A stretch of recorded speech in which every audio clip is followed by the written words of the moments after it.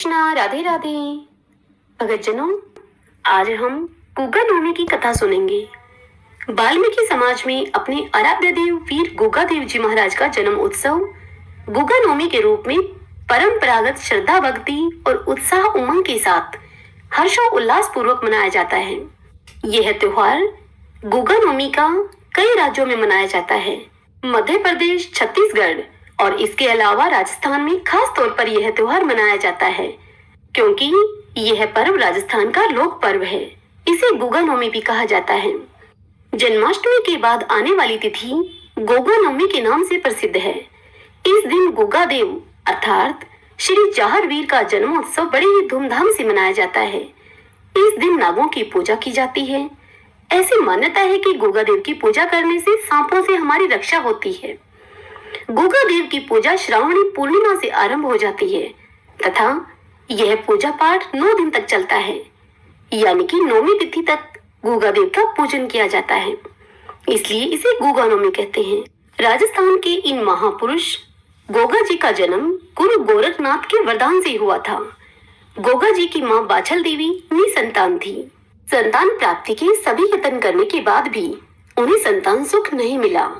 गुरु गोरखनाथ गोगा मेड़ी के टीले पर तपस्या कर रहे थे। बाछल देवी उनकी शरण में गई तथा गुरु गोरखनाथ ने उन्हें पुत्र प्राप्ति का वरदान दिया और एक गुगल नामक फल प्रसाद के रूप में उन्हें दिया। प्रसाद खाकर बाछल देवी गर्भवती हो गई और तदुपरांत गोगा जी का जन्म हुआ। गुगल फल के नाम से इनका नाम गोगा जी पड़ा।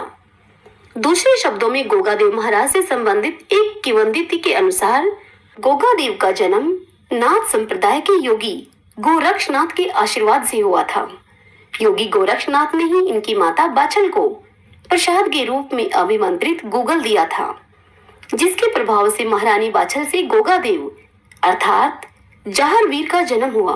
गोगा देव गुरु गोरखनाथ के परम शिष्य थे। उनका जन्म विक्रम संवत 1003 में चूरू जिले के देदरेवा गांव में हुआ था।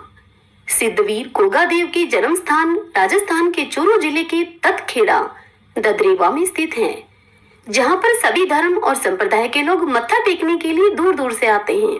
कायम खानी मुस्लिम समाज उनको जाहरवीर के नाम से पुकारते हैं तथा उक्त स्थान पर मत्था टेकने और मन्नत मांगने के लिए आते हैं।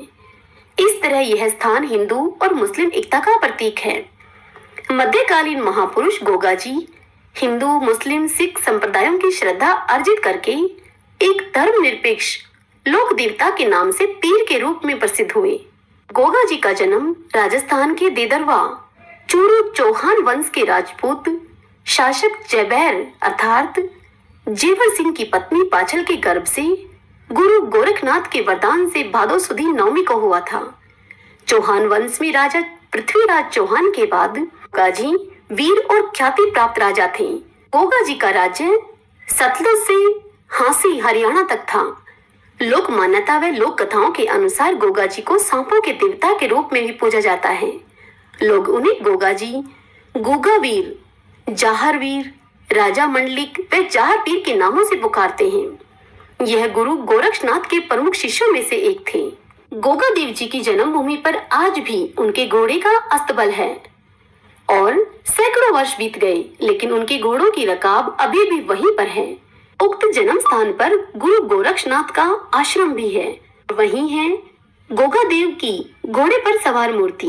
भगतजन इस स्थान पर कीर्तन करते हुए आते हैं और जन्म स्थान पर बने मंदिर पर मत्था टेककर मन्नत मांगते हैं। आज भी सर्प दंश से मुक्ति के लिए गोगा जी की पूजा की जाती है। गोगा जी के प्रतीक के रूप में पत्थर या लकड़ी पर सर्प मूर्ति उत्कीर्ण की जाती है। हनुमानगढ़ जिले के नौहर उपखंड में स्थित गोगा जी के पावन धाम गोगा मेड़ी स्थित गोगा जी का समाधि स्थल जन्म स्थान से लगभग 80 किलोमीटर की दूरी पर स्थित है, जो सांप्रदायिक सद्भाव का अनूठा प्रतीक है। यहाँ एक हिंदू व एक मुस्लिम पुजारी खड़े रहते हैं। श्रावण शुक्ल पूर्णिमा से लेकर भाद्रपद शुक्ल पूर्णिमा तक गोगा मेड़ी के मेले में वीर गोगा जी की समाधि तथा गोगा वीर व जाहरवीर के जयकारों के साथ गोगा जी तथा गुरु गोरक्षनाथ के प्रति भक्ति की अविरल धारा बहती है। गोरख टीला स्थित गुरु गोरक्षनाथ के धोने पर शीश नवाकर भगतजन मनौतियां मांगते हैं। विद्वानों व इतिहासकारों ने उनके जीवन को शौर्य, धर्म, पराक्रम व उच्च जीवन आदर्शों का प्रतीक माना है। गोगा नवमी का यह पर्व बहुत ही श्रद्धा और विश्वास के साथ मनाया जाता है। इस अवसर पर बाबा जाहरवीर अर्थात गोगा जी के भक्त अपने घरों में इष्ट देव की वेदी बनाकर अखंड ज्योति जागरण कराते हैं तथा गोगा देव जी की शौर्य गाथा एवं जन्म कथा को सुनते हैं। इस प्रथा को जाहरवीर का ज्योत कथा जागरण कहा जाता है। कई स्थानों पर इस दिन मेले लगते हैं व शोभा यात्राएं निकाली जाती हैं। निशानों का यह कारवां कई शहरों में पूरी रात निकलता है। इस दिन भगत अपने घरों में जाहरवीर पूजा और हवन करके उन्हें खीर तथा मालपुआ का भोग लगाते हैं। आइए अब जानते हैं गोगा नवमी के दिन पूजन किस प्रकार करें।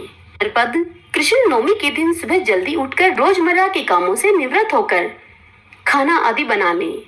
भोग के लिए खीर, चूरमा, गुलगुले आदि बना लें। जब महिलाएं वीर गोगा जी की मिट्टी की बनाई मूर्ति लेकर आती हैं, तब इनकी पूजा होती है। मूर्ति आने पर उसे रोली चावल से तिलक लगाकर बने हुए प्रसाद का भोग लगाएं।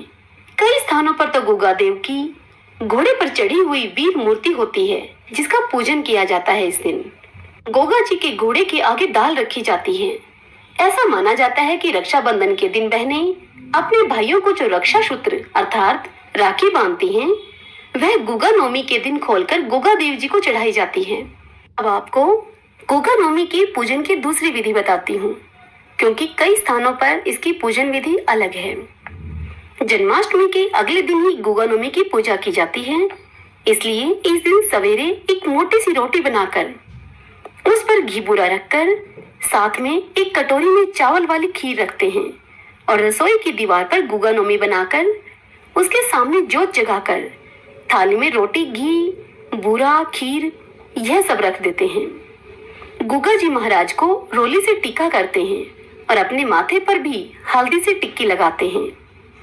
हाथ में गेहूं लेकर धोक मारते हैं और मन में कहते हैं कि घर में सब ठीक रहे। हे गोगा जी महाराज, सब पर अपनी कृपा बनाए रखना। और फिर थाली का सभी सामान या फिर जोगी के घर भिजवा देते हैं और लोटे में रखा पानी ऐसे पौधे में डालें जो पौधा हरा हो। फिर सभी परिवारजन वहीं बैठकर खाना खाते हैं। सब बोलिए गोगा जी महाराज की जय। भगतजनों, यह कथा और यह पूजा विधि यदि आपको पसंद आई हो तो वीडियो को लाइक करें और इस चैनल को सब्सक्राइब कीजिए और कमेंट बॉक्स में गोगा जी महाराज की जय लिखिएगा।